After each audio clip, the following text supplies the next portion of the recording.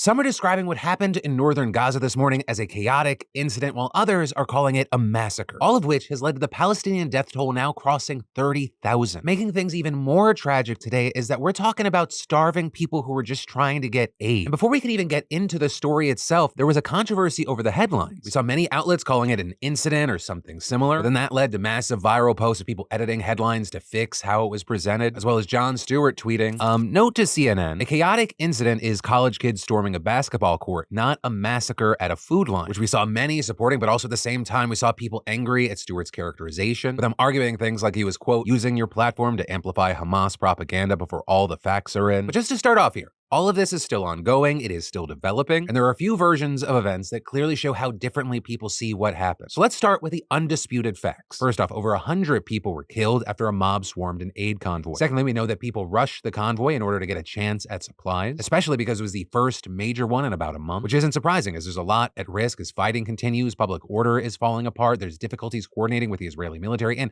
desperate people fight for supplies. And finally, at some point, Israeli soldiers on tanks near the convoy opened fire, resulting in Gaza deaths. But for each side and different sources, we have different details. Right, some outlets ran with the headline that, quote, dozens killed in attack on crowd waiting for aid, or that it was a massacre, which is what Hamas's health ministry first reported. And this version of the story goes that after a large crowd started to run on the convoy on Al-Rashid Street, Israeli tanks opened fire and started to run over corpses. And in footage from Al Jazeera, you can hear gunfire.